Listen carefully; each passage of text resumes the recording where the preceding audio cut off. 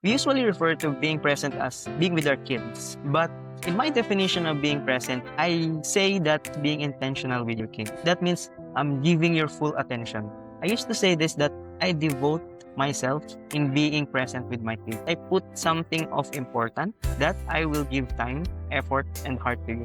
That means I want to play with him. I want to look him in the eye and say, hey, I'm here. Hey, I'm present. Let's play. I'm not 100% perfect of doing this, but I really want them to feel that I want to be with you. I will not touch my phone. I will turn it off. Let's go outside. Let's walk. Let's play. My name is Tim Anderson. Welcome to Father and Friend, where men learn to live for the good of their families. Today, I'm with Klem. He's a dad to a 2-year-old who has tons of energy, and that reminds me of the 2-year-old in my own family. He's from the Philippines, and he loves to write, to drink coffee, and explore nature whenever he's not sitting behind his laptop. He is the founder of Christian DadBuds, which is an online support community for Christian dads. With his family, he's focused on 3 big picture items: being present, leading, and providing. But before we get into the details of what that looks like in Clem's family, Clem, first of all, welcome. Thanks for being Hello, here. Tim. Yeah. No, I should be thanking you. This is a great opportunity for me to talk to you, to discuss things with a dad like me. Why don't you start by telling us, what are fathers like in the Philippines? That's a pretty tough question. In my own experience, probably with some dads around me growing up, dads here in Philippines are pretty tough. If you talk with some Filipino guy before, dads here really show how tough love should be done here in our country. So basically, we grow up like our dads, not pretty close to us. Yes, they have time to us. They will talk to us, but most of the time they are the so-called the commander in the house, the leader. So most dads here, especially in the 90s. Oh, I just reveal my age. During the 90s, dads here are really tough in terms of implementing strict rules in the house. So when they say this, the time that you need to go home, you should be at home within this exact hour, or else you're gonna stay outside, or else They'll you're lock you out. yeah. I remember one moment when I was a kid, we're playing outside, so we're playing with my friends just nearby, and then it's around 5 o'clock or 6 o'clock in the evening, and it's like 5:59, and suddenly I heard our doors starting to lock. And then I rush home. Wait, it's not yet time. We still have 1 minute. They are so strict. Mm, That's how dads used to be during our time. But mhm, for this time, I think it has somehow shifted from those strict kind of dad to a more of a caring dad, more of a soft parenting type. Not really soft in terms of allowing everything to happen in the house, but in terms of having time with their kids, in terms of having more bonding moments with their kid. I think they're gotten softer with that. mm, So that's how I see dads, especially mm. when especially when I was young. That's how I see dads growing up, and that's somehow a part of those moments, or part of those traits has still into me, and that has some needs to be an adjustment. Can you give me another example of what your own dad was like in that regard? My dad is a funny guy. Yeah, I give it to him. He's really a funny guy. He's really when when you ask someone about my dad, they're gonna say something. He's so nice to be with. He's so funny, so jolly. He's always joking around. Even my kid loves to hang out with my dad because he finds my dad very friendly to him. Mhm. Aside from tolerating him watching all day, so aside from that, my dad is really friendly to him. They joke around, and sometimes they're having a call because my parents live in Manila, so we're 2 hours away from them. So sometimes they're calling, and sometimes my kid miss my dad. But my dad is a funny guy, but he has some strict rules to follow growing up. And when you disobey that rule, it's not something that you want to see every day. My dad rarely gets mad, Mhm, but when he gets mad, he's really mad. mhm. when he's mad, you will know that he's really mad. He showed some. We're not really close in terms of sharing things with each other. I mean, when I have a problem, I don't usually go to my dad. I usually go to mom. So yeah, it's really tough in terms of those kind of things. When you say, "Dad, I have a problem with this," he's just gonna say, "Oh, you can do that on your own." Mhm. Hey, you're a man. You can do that on your own, especially when someone is picking up with you in school. If you're gonna tell that to my dad, he's gonna say, "You can defend your own. You're a man. You should be man enough to defend yourself." So something Mhm. like that. So my dad is, to sum it up, my dad is kind of a bit of a joker and a strict guy and a Mhm. tough guy all at once. So yeah, that's how he is. Would you say there's a high value on autonomy, being kind of your own person, taking care of yourself? I know in Texas we say that you lift your, or I think they say you lift yourself up by your bootstraps, and you Yeah, pull up your boots, kind of like you do it on your own. Would you say that yeah, that's a high value for you, Dad? yeah. That's really a high value for him because um, he wants us to grow independently during the Mhm. times. They usually send us to buy something uh, during our young age. So he sent us to do this, he sent us to do that. He wants us to fix this, he wants us to fix that, he wants us to wake up early and start doing chores at home. So he really wants us to become independent. Somehow a part of me says that it pays off. It pays off. Yeah, I can see that there's some good qualities there that would be valuable when you get older. Yeah. What's the most impactful event that you remember that shaped you as a dad?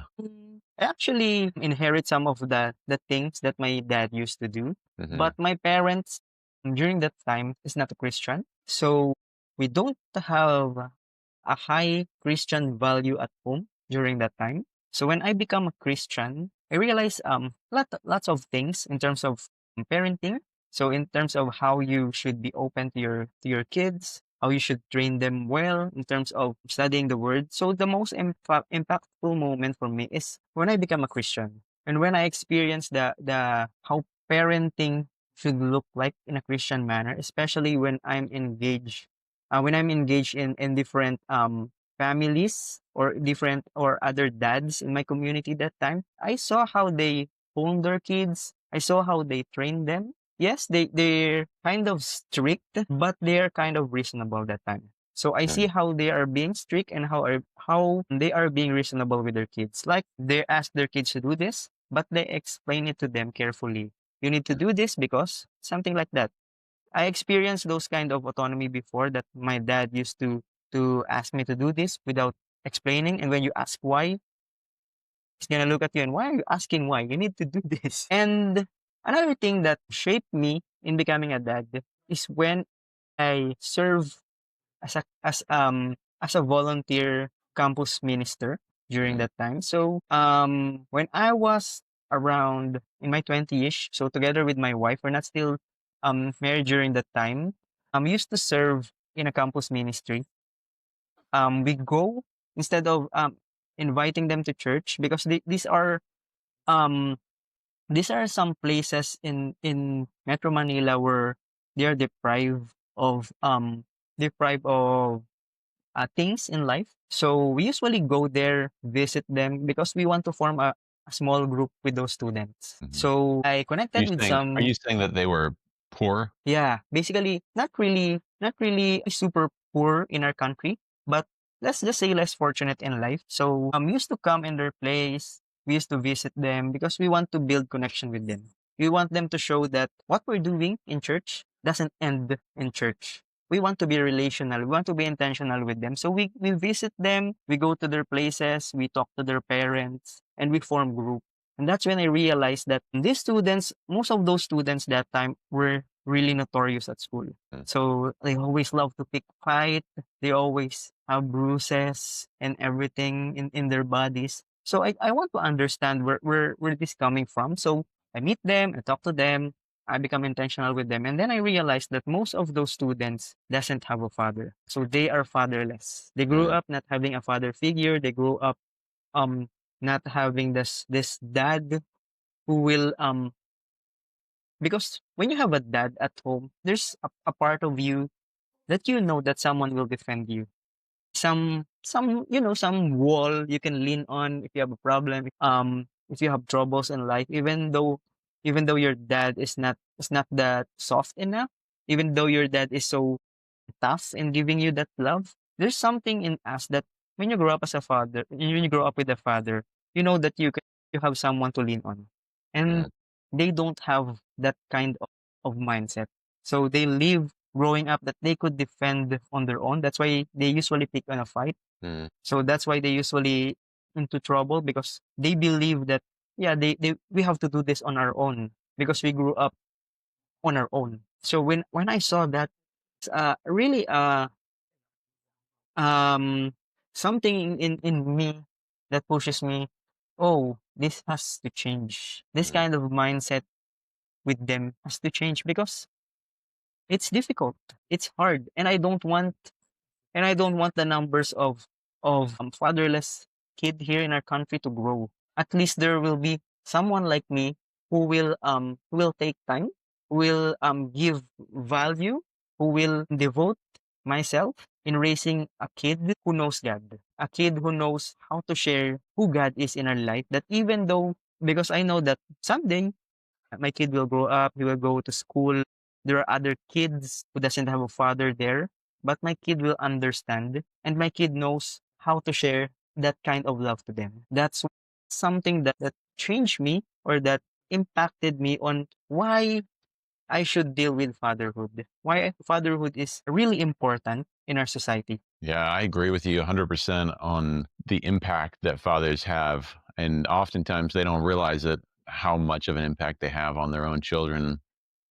And you see it in America as well. You know, you see abortion, divorce, homelessness, incarceration, going to prison. Yeah. You see all those things, and so many of those individuals who then experience those difficult situations in life. They've made some of those choices have been made because they had no direction and they're trying to figure out life on their own without anybody giving them some framework by which to live. Tell me, in the Philippines, is there a phrase that people use to talk about fatherhood? So I think about in America when you talk about it raining, they say it's raining cats and dogs, and just kind of a slang term. Is there anything in the Philippines that would be a common Hmm. phrase that gets said in your I language? don't not that I don't think of right now. Yeah. So yeah, we usually refer dads as in our language. We say this as dads or tatay. Ang tatay ay haligi ng tahanan. So when we say that, we means dads are the foundation of home. Yeah. So that's typically when you say dad here, because you usually refer mom as the light of the house, ilaw. So when you say ilaw, light of the house, and dad's usually referred as haligi or walls or foundation of a house. Oh, that's really interesting. Is that a cultural, is that like Filipino, or is that a Christian Filipino thing, or is that like, help me understand, how did that come about? I think it's a Filipino thing, a Okay. general Filipino thing. So, Filipino usually say that. So, every Father's Day, we usually greet our fathers like Father's Day to the foundation of our homes, to the haligi ng tahanan. So, yeah, we say that. Oh, that's really great. Huh, how wonderful. All right. So when we talked before, you mentioned three things that you do that are positively impactful for your family: being Yeah. present, leading, and providing. Let's talk about the first one, being present. What does that look like in your family to be present? Being present, we usually refer to being present as being with our kids. But in my definition of being present, I say that being present is being intentional with your kids. That means giving your full attention. Mm, Uh, I used to say this that I devote myself in being present with my kids. So when I say I devote, that means I put something of important that I will give time, effort, and heart to it. So whenever I say that I want to be present with my kid, I mean, that means I want to play with him. I want to look him in the eye and say, "Hey, I'm here. Hey, I'm present. Hey, let's play." I'm not 100% perfect of doing this, but I really want them. I really want him to feel that I want to be with you. I will not touch my phone. I will turn it off. Sometimes I mm, want to turn it off. Let's go outside. Let's walk. Let's play. So regarding being present, this is a very timely. a very timely interview, a very timely season for me because I just changed my schedule at work. So when I say I changed my schedule, so that means we need to change our routine. We need to change our schedule. So I usually work from 8 a.m. to 5 p.m. before, but now I used to work a little bit later, like 10 a.m. to 7 p.m. Mhm. So usually after 5 p.m. before we play, we go outside, we go to park, we just go, we ride a bike outside and we just go with him. Mhm. But that things changed last week or the other week Mhm. because my schedule ends at 7 p.m. And obviously, we can't go outside and play because it's dark here Mhm. around that time. So we tried adjusting it on early morning sked, but we're still adjusting it because my kid nowadays is somehow changing her schedule as well. So he's starting to sleep a little bit later, like around 10 or 11 at night. So we can still achieve that morning shift right now. But here's what I do out of this moment. So after my shift, 7 o'clock, I usually um give my time I give myself some time to break.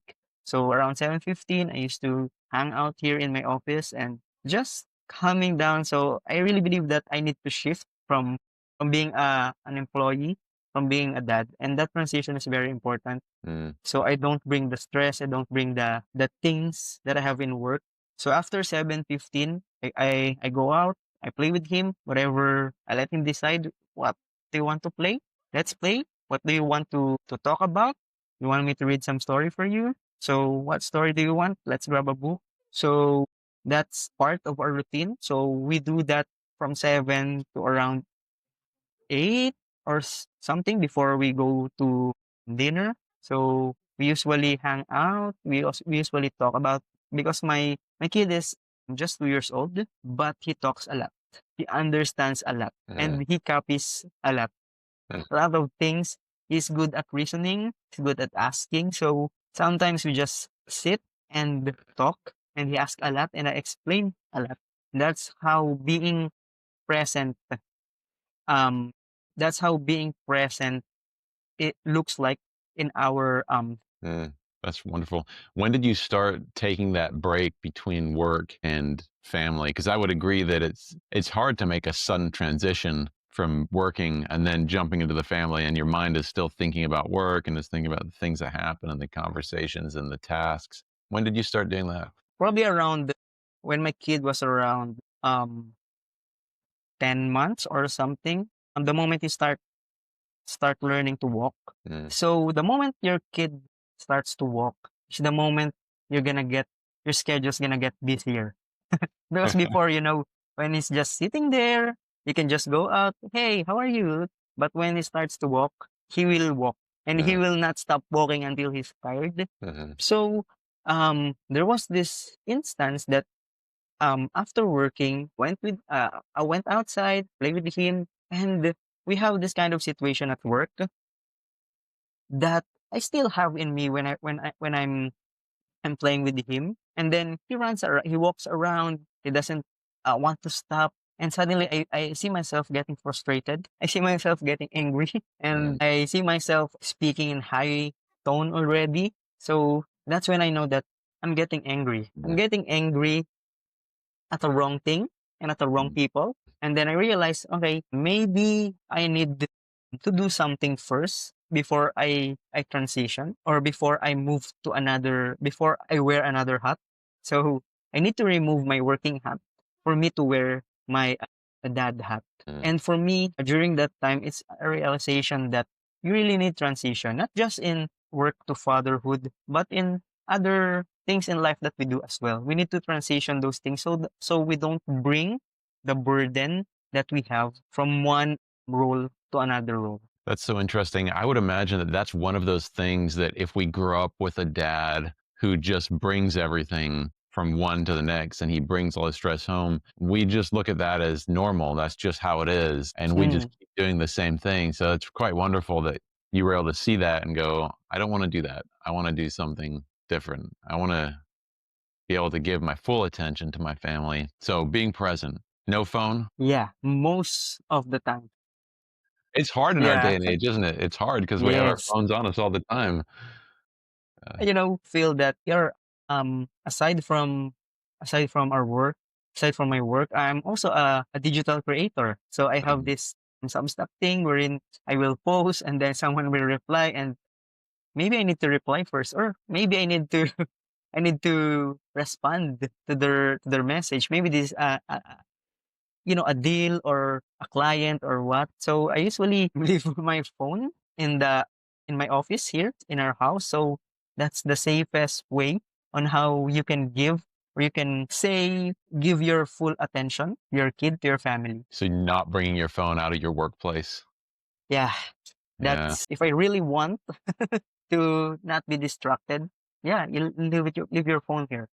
that's good. That's a good thought. All right, let's jump on to leading. So your second practical thing you do to help your family excel is you lead your family. What does that look like for you to lead your family? This might sound a little bit of a Christian, but for me, I what I understand about leading is to become a follower first. For me to become a good leader in my family, I need to follow Jesus. Mm, That's my number one thing that I need to always be reminded of. I need to be a follower of Jesus. Because by being a follower of Jesus, that means I'm setting a good example in our home. mm, And when I set a good example, that's where good leadership comes from. mm, So when I say leading the family, number one is I need to have my own quiet time. So that's a non-negotiable for me and my wife. We have that. So we have our own quiet time. So I usually do that in the morning, and I have this couple of friends from Texas who are supporting me. We're being accountable with each other, waking up early and making sure that we stick to our time that we have mentioned before. mhm, So for me, that's the starting point. You need to have your own quiet time. You need to have your own time of studying the Bible, reading the word, praying, and then you bring it to your family. You lead mm, your family in a manner that is worthy to the Lord.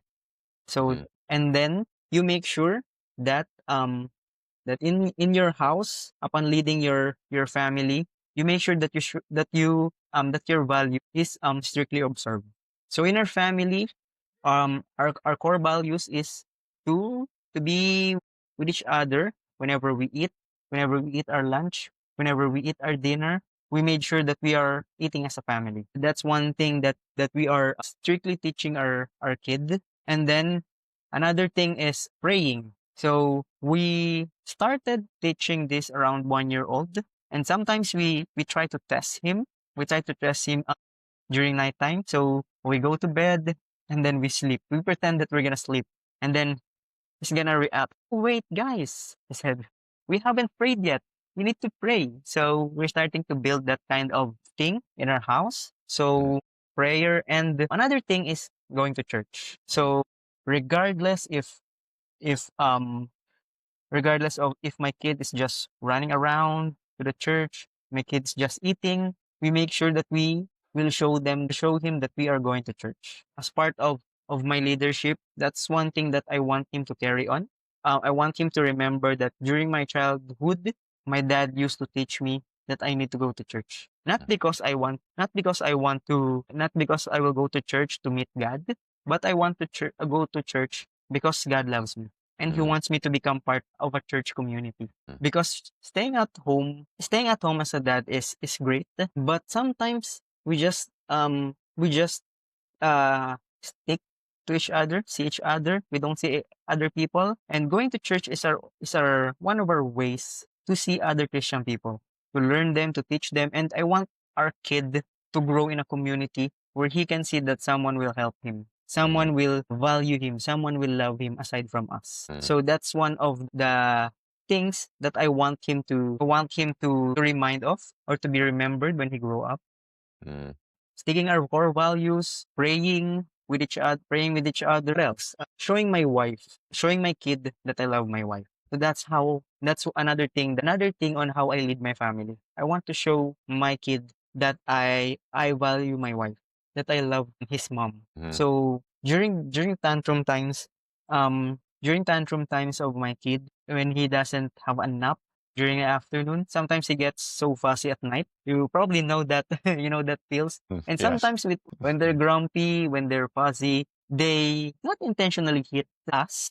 Mhm. So he usually stick to his mom. So during the times of his fussy moment, he unintentionally hit his mom. And Mhm. then I'm gonna talk to him. I'm gonna ask him after his fussiness, why did you hit mom? Did you see me hit your mom? Did you see Mhm. me talk to your mom with a loud voice? Did you see me fight with your mom? So I want him to grow with respect, Mhm. especially to ladies, so that Mhm. when the time comes that he become a husband, he will remember that kind of leadership that I have at home. That Mhm. I don't have that kind of leadership where where they feel like I'm a boss. So I want him to be reminded of that my dad, his leadership is a dad, not a boss. He's a dad. He loves my wife, he loves me. He's a great leader at our home. So that's the kind of leadership that I am attaining of in our Mhm. family. Yeah, I mean, I imagine for most of us, we could probably attest to how true this is, that the kind of, not just the kind of dad we see, we often model growing up, but the kind of marriage we see, we often model. Yeah. We end up following that same pattern. And so I think that's very true to say how important that relationship is, to teach our children by doing it, by being changed by God to be the kind of man that God would have us be, and they will have just a higher likelihood that they'll then follow in those footsteps than if they see something totally different. Yeah. All right, and your third one was providing. You are a hard worker, I can tell. You know, you already told me that you've got a couple different things you're working on. But tell me on providing, how did you come to know that this was important? And when you say providing, do you mean just money, or are you talking about other things as well? Yeah, that's a great question. When I say providing, not just providing with the things that they need. So for example, putting money, putting food on your table, putting shelter, providing homes. That's for me just kind of a part of providing. But when you say providing, you provide them you provide them with your time. Provide them with time, provide them with resources, and provide them with their space to grow. So when I say provide time, as we have mentioned, I become present to my kid. But aside from that, I also want to show them that I also become present with my wife. So I have time with my wife. We usually have time with each other. So whenever we are going to our parents in Metro Manila, so we usually have this kind of date night with my wife. So we leave our kid there, and then we explain it to him that, hey, mom and dad need needs needs to have time with each other. We're gonna stay Mhm. here for a while, but we're gonna bring something for you when we come back. But we just want you to understand that we are having a date night. So he's asking what's that? So this is just a mom and dad thing. So we can talk together. We can talk with each other. And then sometimes he just asks. Sometimes we have this moment when we say that, and then he asks, "Oh, you want to talk with each other because I talk a lot." No, that's not what I mean. I said we just want to spend time with each other and enjoy because we have our family time, right? I asked him, yeah. He said, this time it's mom and dad time. So all right, he understand, and sometimes he say before we leave, oh, you're having your time, you're having mom and dad time. Yeah, we're having mom and dad time. So even in our house, we have this probably around 15 minutes. We just talk, and then we will tell him, "Oh, we have mom and dad time," and then he understand. He will just go, um, go in our go probably just few meters and Mhm. play, and then he just let us talk. We just let us have this kind of conversation, and yeah, that's for me is providing time. And of course, providing time means obeying or probably respecting your day offs. So day offs for me is very crucial. So I want 100% of my time, not really 100% being with them, but 100% of my time is towards talking to my family, doing chores that I didn't do during the weekdays. So for me, that's providing time for my family. And then providing resources is pretty much understandable for us dads. So Mhm. here in the Philippines, yeah, another trait that most dads here that I forgot to mention is dads here is part of our culture is that dad should be the one working. Mm. There's this kind of stigma that if um you're a dad and you're not working, you're a lazy dad. If you're a dad and you don't have you're not contributing to the expenses or contributing to the income of the family, then you're a lazy dad. Mhm. At some point, that's really helpful because we are called to be a provider. But when the stigma grows here that if your wife has higher income than you, then it's a very shameful thing for Mm. dads here. And that's kind of a stigma here in our country, but it somehow shifted in these times. So I believe that we are called to be a provider. Dads are called to provide for their family because it's kind of hard for us to see that it's kind of hard for us not to see ourselves not providing for our family, right? As a dad, we know, we understand that my family needs food, my family needs shelter, my family needs this kind of things that makes them comfortable in life. And as a dad, it's our greatest joy to fulfill that. Somehow it's a responsibility, but when you see your family happy, when you see your family glad at what they are having, it's a joy for us to provide for them. Yeah, so it sounds And like what you're saying is that it's good to have a little bit of pressure for dads to get the motivation to go be productive, go work, and to contribute to the family. That's good. But it's not good when it is considered shameful simply because your wife earns more money than you. yeah, Mm. yeah, that's right. We as a dad, there's actually no I'm not really sure about this, but there's not no strict rules in having dad as the sole provider in a family or the one who's giving higher income for the family. There's no such rule with that or regarding that. But the thing is, we have to be a provider. The Bible says we have to be a hard worker. We have to be a hard worker in a sense that we are providing in our family. Yeah, well, and God gives us the directive to be fruitful, Yeah. you know, to He to wants us to produce. be fruitful. Yeah, to tend. I think in the Genesis, it says, "Hey, I want you to tend and keep the garden." So Yeah, that exactly. The doesn't. first Yeah, that doesn't necessarily mean you make a ton of money, but it means that you are being productive and contributing to good in the world somehow. yeah, that's right. So regardless if your wife contributes more than you are, as long as you provide, as long as you become fruitful, I think that's a win for both of you. Yeah, And the last provision that I give is the space. I want my wife to grow as a wife. So I want to give her that space. So whenever every time I have my time with my kid, I usually give my wife a space so he can do things that she wants to do, that she wants to learn, that she wants to study, that she wants to become part of. So I give her space to do that.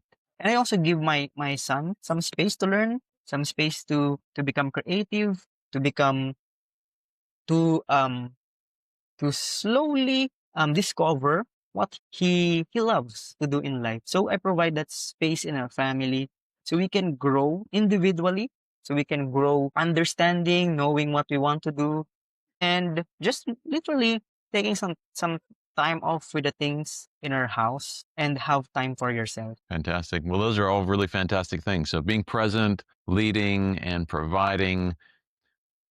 I want to talk a little bit about what you do, your experience. You've got Christian DadBuds, you're a writer. Tell me how I know Christian DadBuds, that's for dads. That's that right? Do you want to explain that a little bit, what that program is? Yeah, whenever during the time that I joined some groups, so I'm thinking of writing about okay, so I'm a Christian and I'm a writer. So why not put why not put writing into something that that talks about God, that talks about that talks about my faith. And then I realize, all right, I need to be more specific of what I'm talking to or who I'm talking to. And then I see some dads in most of the groups that I'm in. They're struggling with the fatherhood, they're struggling with this and that. And then I realize that most dads are tired, that most dads are having a hard time balancing or managing their time. So I decided I want to write a space. I want to create a space where dads can talk about their frustrations, where dads can talk about their challenges in their schedule, and a space where dad just can breathe and really see that, oh, it's not just me having that kind of trouble, it's not just me having that kind of challenge. So I created that space. So the Christian DadBud is actually just a brand about, so typically it's a Christian dad buddy. Hey, I'm your buddy, I'm your friend, you can talk to me. This is a space for us to talk about it. So the main platform I use here is Substack. So that's where I talk more about stuff. So in the beginnings, I have a few dads following me. So it's not really a big space right now. So I just growing it organically. So I think we have around 85 or 90 real people there. So real engaging people there. So at first, it's all about dads talking about that, dads talking about this and that. And then suddenly I noticed that there are also moms. There are also moms joining my community, um, engaging in my posts, engaging in my newsletter, saying, can I share this with my husband? Hey, this also talks to me as a mom. Hey, this also is helpful to me as moms. I got some time off probably 2 weeks ago, and I think that okay, let's just pause and rescale this. So at this moment, I'm thinking about including moms as well. So before we're just talking about dads, but I think parenting is a partnership. So whenever I talk about dads, whenever I talk to dads there, I think it also to their partner. It also speaks to their wife. So I'm thinking of including all the Christian parents in that community. So the fact that there are also wives there in my community. So might as well consider it as a space for Christian parents who are tired, who wants to pause, rescale, and I want to help them build that kind of devotion because everything starts with a good foundation with the Lord. So if you have, I solely believe in this. If you have your time with God today, there's a high chance that whatever comes to your day, we will not just survive the day, but you will overcome the day.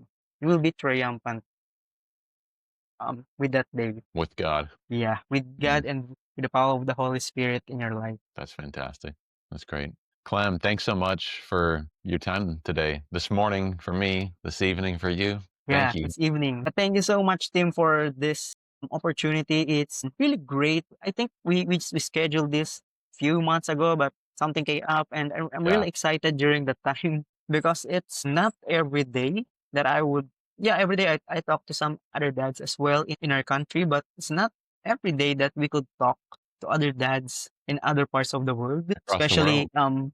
yeah, especially communicating, talking. We usually just chat, comment, email, but talking with each other, it's somehow powerful. And I'm Yeah. really inspired today. Yeah.